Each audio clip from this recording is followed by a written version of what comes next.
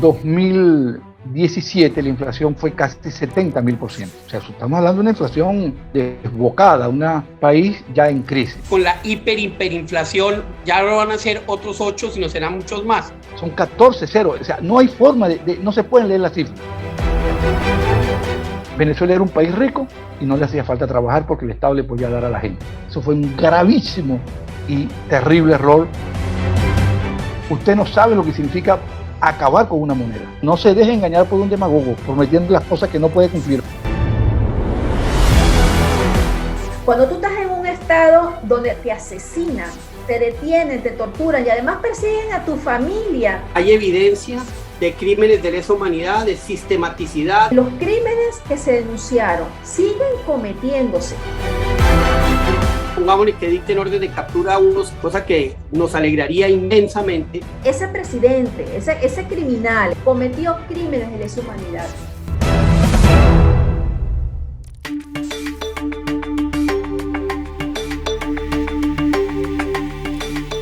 Maulimer Balboa, de 42 años, nacida en Puerto Ayacucho, estado de Amazonas, miembro de la tribu o el pueblo Baniba. Ella estudió Derecho, ha sido una gran defensora de su pueblo y le ha tocado luchar con todo. Ahora que Maduro y su mafia que gobierna o que malgobierna Venezuela ha, digamos, generado tanto daño a las comunidades indígenas. Conocemos de los casos de indígenas esclavizados que huyen y llegan a Colombia para lograr su libertad. Conocemos los casos de infinidad de indígenas que están totalmente envenenados por el mercurio porque los han obligado a trabajar en esa minería ilegal. Conocemos infinidad de indígenas asesinados por luchar contra la minería ilegal porque no creen en la destrucción. Y por eso tenemos a esta gran líder indígena que nos cuente cómo es esta catástrofe humanitaria a la que han sometido a los pueblos indígenas en Venezuela. Maulimer, ¿por qué no nos cuentas esta terrible historia que ha vivido tu pueblo y cómo han enfrentado esta maldad que los ha sometido a toda clase de vejaciones y de dolores y de terribles frustraciones? Bueno, bien, Francisco, encantada de estar con ustedes, gracias por la oportunidad. Voy a iniciar con lo recientemente vivido, no menos de una semana. Debemos denunciar al mundo cómo accesar a tu propio territorio desde la frontera. Yo acabo de hacer una gira por el interior del estado Amazonas y lo tuve que hacer por Colombia, destacando que nosotros somos un estado completamente fronterizo con Colombia, con Brasil, para llegar a San Carlos de Río Negro, donde está la devastación del oro, y para poder denunciar lo que te voy a denunciar hoy, me tuve que ir por Colombia, bordeando el río Orinoco, tomando un avión de carga en Puerto Inírida, un avión para llevar bultos, y dentro de los bultos podemos ir personas, y bueno, llegué hasta una población que se llama San Felipe, que queda al frente de San Carlos de Río Negro. Allí crucé el río, no menos de 10 minutos, estoy ya en territorio venezolano. ¿Qué pasó allí? Allí lo primero que me encuentro es con una autoridad local que se llama alcalde, que es el único que tiene derecho al combustible y es la única casa alumbrada una noche en San Carlos de Río Negro. Cuando yo lo veo del otro lado del río, yo pregunto, bueno, ¿y esta casa y esa luz de dónde viene? No, es la casa del alcalde, el pueblo sin luz. Una persona afecta al régimen que tenemos en este país. Mensual o más antes, sino que ya ahorita, ya después de una temporada, ya es que venimos a ver el gas y es difícil para nosotros los que vivimos aquí en Atabapo. ¿Por qué no pudiste llegar hasta tu pueblo por Venezuela y te tocó irte por Colombia? Porque no podemos tomar vuelos, no estamos autorizados, las personas que hacemos oposición en este país, a acercarnos a un aeropuerto y menos que nos autorice un vuelo, porque eso lo autoriza de manera local el general de la SODI, no hay libertad para volar. y pasar por río, que aquí en Amazonas, en Puerto Ayacucho, donde yo vivo, hasta donde llega la carretera negra, la carretera de asfalto. Lo demás es por agua y es por aire. Entonces, irme por agua gastaría mucho tiempo y mucho combustible que no se puede adquirir del lado venezolano, no lo hay. Y tenemos que comprar combustible del lado colombiano. Y me tomarían como alrededor de unos 5 o 6 días llegar en un bongo a San Carlos de Río Negro, y la manera más rápida era por el lado colombiano, y que por supuesto le permiso en las alcabalas de que me dejaran pasar. Bueno, llegaste y encontraste que la única casa alumbrada era la del alcalde. Los servicios básicos, porque ya que vivimos en frontera y somos ricos y a la vez pobres, que por favor nos escuchen al llamado como mujer atabapeña, como madre, para que se aboquen a la problemática de la luz, no solamente de la luz, de muchos servicios básicos que nos hacen falta. Luego le pregunto a las personas de qué viven, y ahí te vas a asombrar. Resulta que la moneda venezolana salió del bolívar soberano, de bolívar fuerte al bolívar soberano, del bolívar soberano al bolívar digital. Pero allá, dentro de la anarquía, de que no puede ir nadie a denunciar, de que no pueden llegar medios de comunicación, de que no podemos llegar las personas que hacemos oposición, de que no puede hablar nadie por el miedo, me encuentro con que el alcalde sustituyó la moneda venezolana, independientemente que sea digital o no, por un papelito cualquiera donde le pone el rionegrense. Y eso le hace que lo pueda cambiar por un producto que él mismo vende, porque es el único que tiene comercio del lado de San Carlos, donde es el lado venezolano, capital del municipio San Carlos de Río Negro, que es el inicio del sur de Venezuela, lo que se llamó históricamente el cantón de Río Negro, donde venía el caucho y el balatá, y que por supuesto la gente de Brasil salía con sus barcos de San Gabriel a venderle a San Carlos de Río Negro productos, porque nosotros teníamos abundante dinero como para comprar eso. Bueno, lo cambian con un papelito que le dicen al rionegrense, le equivale a un mes de salario. ¿Y tú sabes por qué producto puede cambiar un indígena dentro de la bodega del comercio del señor alcalde? Por eso, ¿a qué le equivale el cambio? No es a un jabón, a 2 dedos de un jabón. Volvimos a las épocas de los caucheros. Las épocas de los caucheros que esclavizaban a los indígenas, les decían, aquí les pago con esto poquito para que coman. Así están los indígenas hoy en San Carlos. Así están los indígenas en San Carlos. Hubo otro hermano que venía del río Cassiquiare. Si nos metemos en Google, yo los invito a que pregunten dónde queda el río Cassiquiare. Hay una piedra hermosa, muy emblemática al sur de Venezuela, que se llama la piedra del Curimacare. Dice la historia y la leyenda, y perdóname que me desvíe, pero para hacerlo atractivo, es que 2 hermanos, que no se conocían como hermanos, se dieron un beso y quedaron vueltos piedra. Esto está en medio de la selva. Llegando por allá me encuentro con la historia de que una persona ahorró 4 papelitos, y cuando bajó a la capital, que logró conseguir una cola en una, no existe motor, existe una cosa que le llaman rabeta, una cosa más pequeña, en una curiara de un bongo, son curiaras de madera, porque no hay de metal. Entonces, cuando logró llegar a San Carlos, llega con 4 papelitos, ahorró 4 meses de salario. ¿Y tú sabes qué le dieron? Un huevo. No es el medio cartón, no es el cartón, no es el cuarto no son 6 huevos. Un huevo por 4 meses de salario. Eso de verdad nos llenó de fuerza para seguir haciendo lo que estamos haciendo. Yo, dentro de las luchas que hemos dado contra el régimen, 3 veces me ha corrido el régimen de Venezuela y me he tenido que esconder en Colombia. Para nadie es un secreto que uno de los dictadores se llama Diosdado Cabello, y que por levantarnos con Juan Guaidó en Altamira, pues agarró, como se le olvida pues el respeto por el género, el derecho de ser mujer, y que te señalen en una foto y te coloquen un círculo rojo de se busca. O sea, obviamente por protección tenía que cruzar en la madrugada el río Orinoco para poder protegerme y esperar que bajaran las aguas para volver a seguir la lucha en este país. El tema de minería ilegal allá en el Amazonas. Están destruyendo todo el ecosistema se están contaminando los indígenas, las FARC, el ELN están ahí.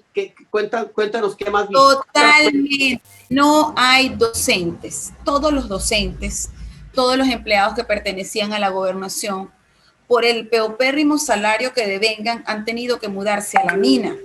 El docente ya no da clases de lo que reza el documento, la instrucción educativa, el diseño curricular educativo. Ahora un docente te da adoctrinamiento militar, le entregan la cartilla de lo que debe dar y le da a los muchachos adoctrinamiento de guerrilla. Eso es lo que está pasando ahorita en el interior. Hay una anécdota que me dolió muchísimo. Estaba yo en la comunidad Curimacare, por cierto, del brazo Caciquiare, y me encuentro con un niño de 13 años. Un niño que tenía un teléfono inteligente en una comunidad indígena. Por cierto, el niño se llama Pedrito. Y me llamó mucho la atención porque Pedrito sabía hacer transacciones. Pedrito había ido a la mina del Ciapa, en el Cerro La Neblina. Los invito a que la busquen por Google. Es uno de los lugares más fríos que tiene el estado Amazonas. Pedrito había sacado sus gramas de oro y había bajado a San Gabriel a venderlo, que pagan mejor el oro que en San Felipe. Para que Pedrito, en medio de la selva, tenga un teléfono inteligente que no le funciona porque no hay comunicación, pero le sirve para jugar. Y que cuando llega a ciertas comunidades, pues tener cierta comunicación. Entonces, ¿cómo un niño que de 13 años no estudia, no tiene ningún conocimiento educativo, conoce muy bien la mina, conoce el frío? Me decía, no, aquí allá en la neblina hace mucho, pero mucho frío, pero yo con eso me voy a San Gabriel, vendo mi oro y entonces ahorro esto y me compro un teléfono y de repente me compro una franela. O sea, no te habla sino del oro. Niños. Y así pasa con los adultos y así pasa con los maestros, así pasa con los obreros, así pasan con los planteros, con todo lo que teníamos acá. Maulimet, ¿y eso qué ha causado en tu comunidad? Desplazamiento. Yo acabo de subir, cuando estamos en San Carlos de Río Negro, para llegar a otro municipio que se llama Maroa, ¿verdad? Que el municipio de Maroa ya colida en Victorino, colida ya con Colombia. Me encuentro que allá había muchas comunidades hermosas. En otros tiempos, con el gobernador Guarulla, donde tuve la oportunidad de conocerla, nos parábamos de comunidad en comunidad, llevándoles uniforme, haciéndole proyectos, plantas eléctricas, tendidos para que nosotros nos destacamos al sur de Venezuela, ser guardianes de la frontera.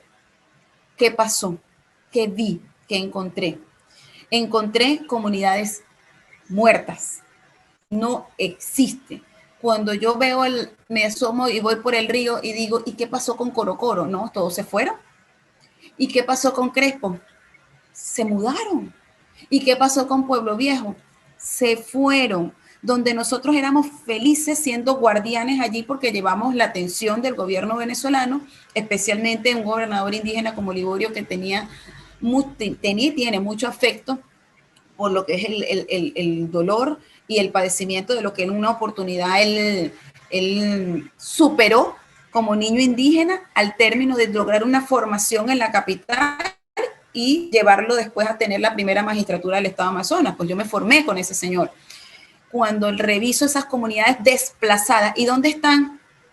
En la mina, ¿no? En San Miguel, Caño San Miguel.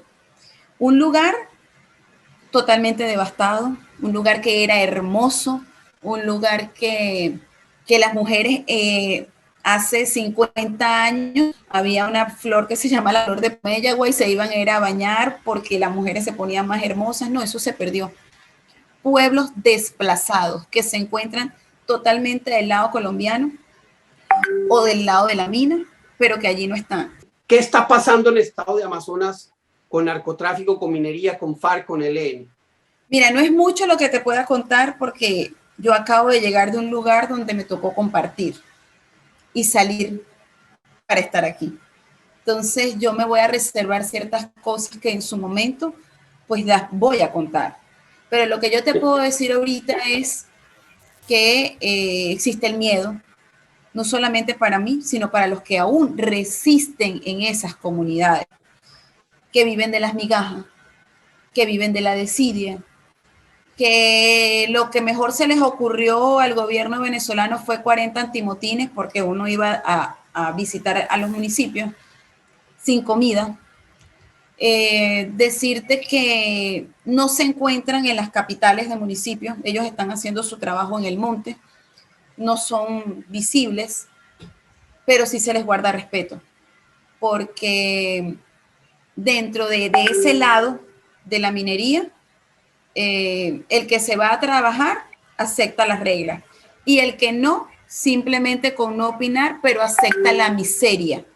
Y aceptando la miseria, entonces acepta lo que viene después, que es sentirte ahogado e irte a otro lugar donde pierdes tu idioma, tu cultura, tu conocimiento ancestral que te pueden dejar los ancianos de cómo tener una medicina tradicional, tu educación, tu modo de vida de conuco, tu modo de vida de autosustentación y vestuario para cambiar y adoptar hasta otro tono de voz porque tienes que sobrevivir en otro país. ¿Temes que tu pueblo desaparezca? Sí, evidentemente sí, esa es una de mis grandes luchas porque si a ver vamos, en Venezuela son más de 54 pueblos indígenas. Cada uno de estos pueblos se encuentran en 3 áreas, oriente, occidente y sur. Y dentro del sur es el que predomina la mayor cantidad de pueblos. Nosotros tenemos alrededor de 22. De esos 22 yo pertenezco a uno donde no sé cómo se vestían los originales, no sé cuál era la comida original. Y eso es lo que nos hemos dedicado a rescatar. ¿Por qué? Porque el día de mañana nosotros, si pretendemos hacer, desarrollar nuestro estado, una de las cosas maravillosas tiene que ser con el turismo, y el turismo tiene que ser conociendo a nuestra cultura ancestral.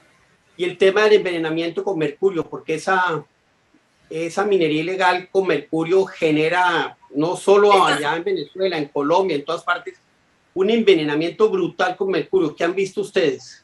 Luego que vine de Maroa, me devolví a San Felipe y tomé un vuelo a Puerto Inírida, Colombia.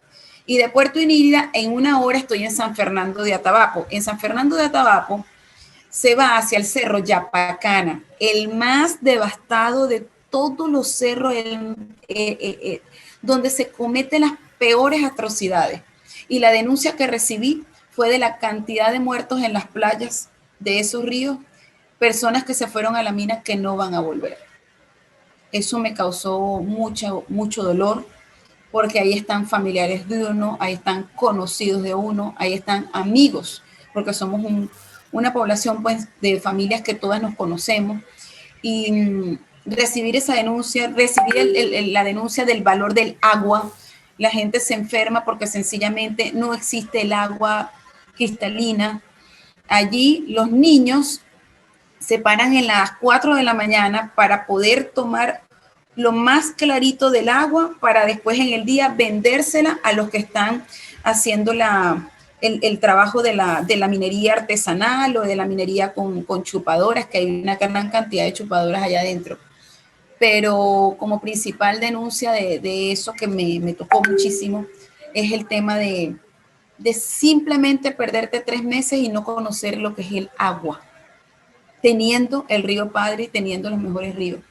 Y la otra es la cantidad de muertos que algún día, no sé, Dios nos permita poder desempolvar eso y que ya personas y familias sepan que los que se fueron y si no regresan es porque ya no van a regresar. Pues Mauli, muchas gracias y qué tragedia y qué tristeza que el mundo no la conozca como debería conocerla. Qué tragedia tan étnica, qué persecución y qué destrucción de un valor ciudadano del universo, de esta tierra que debería preservarse. Nos duele el corazón por lo que está viviendo tu pueblo y lo que están viviendo todos los pueblos indígenas. Muchas gracias. Gracias a ti. No hay etnia indígena en Venezuela que se salve de esta masacre que está cometiendo el régimen mafioso de Maduro con las comunidades indígenas de Venezuela.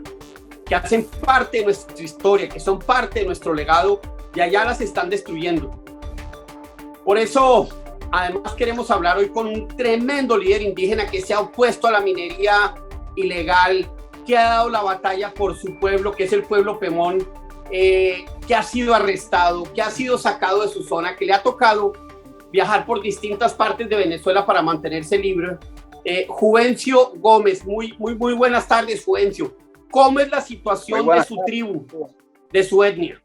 Actualmente, de nuestro pueblo indígena Pemón, de la Gran Sabana, hay aproximadamente como 3.000 personas en la parte de Brasil, exiliados desde hace 2 años, en las comunidades de Tarauparú, Sacamotá, Bananal y Soroscaima.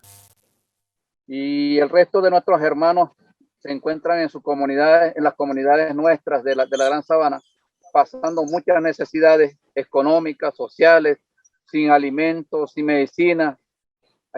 Se está pasando mucha necesidad en nuestras comunidades. Se sigue manteniendo en la misma porque es nuestra tierra, es nuestra comunidad, no los podemos abandonar. Pero estamos teniendo muchas necesidades. Pero hay grupos ilegales que quieren y obligan a los indígenas a trabajar en el oro. Hay indígenas que van a trabajar en la minería ilegal de oro para conseguir sustento. ¿Cómo manejan ustedes esa situación de precariedad económica por la situación que creó el chavismo y Maduro y la presión de estas organizaciones ilegales por el oro ilegal y que generan, digamos, alguna entrada a esos indígenas? ¿Qué está pasando en esa situación? En nuestro territorio indígena, especialmente la Paragua, después el sector Cuyuni, que es el municipio Sifontes, y la parte de la Gran Sabana por Urimán e Icabarú. Esas zonas son las que ahí es que se está practicando la minería, sometido por los grupos irregulares, por un grupo que llaman sindicatos, que son manejados por el régimen para que puedan obtener, para que puedan explotar el oro, pero no para el beneficio de las comunidades, sino para el beneficio del régimen. Y los obligan a trabajar allí y han asesinado indígenas y está la FARC y el ELN presente. Yo sé que es muy riesgoso decir eso y si no puede, lo entendemos perfectamente, pero es que en el lado de Colombia llegan indígenas y cuentan unas historias terribles de cómo han sido esclavizados, de cómo han sido obligados a trabajar. ¿Qué de verdad hay de esta situación? Más que todo por la parte de San Martín, que es por Tumeremo, en el municipio Sifontes, y por El Dorado es que están la presencia de ELN y grupos armados. En esa parte, más que todo, no trabajan los indígenas, sino que no los dejan trabajar, no los dejan transitar libremente en su territorio, no les permiten vivir en su propia tierra, porque eso lo han tomado como territorio de ellos. Entonces ahí hay cualquier minero, cualquier persona, no solamente indígena, sino hermanos que han venido a la ciudad buscando cómo sobrevivir, los tienen trabajando en las minas. Entonces, más que todo por la parte de Amazonas, sí he escuchado, estando aquí, que están sometiendo a nuestros hermanos indígenas por Amazonas. Pero por esta parte por donde estamos nosotros, los Pemón, los Acabayos, los Arecunas, los Camaracotos, no, prácticamente estamos como en nuestra tierra, porque ha sido ocupado y explotado por los grupos irregulares, sometido por los grupos irregulares. ¿Y qué se activa la cultura? ¿Cómo es la violencia que ejercen contra los pueblos indígenas que usted lidera y que usted ha protegido? ¿Cómo es la situación de esos pueblos en las zonas que usted ha visitado? Bueno, últimamente no lo he visitado, pero la paz, la tranquilidad en que nosotros vivíamos en nuestro territorio, eso se ha acabado con la esencia de los trabajadores explotadores de oro. Se ha contaminado nuestros ríos, han destruido nuestras tierras, ya no hay sitio para cultivar. No se puede caminar tranquilamente en nuestra tierra porque la vida nuestra peligra, porque nos asesinan, nos matan. Por eso es que esas son las consecuencias que estamos viendo actualmente de lo que ha sido la política del régimen que está usurpando el poder en Venezuela. ¿Y cómo es el tema de la contaminación de los ríos?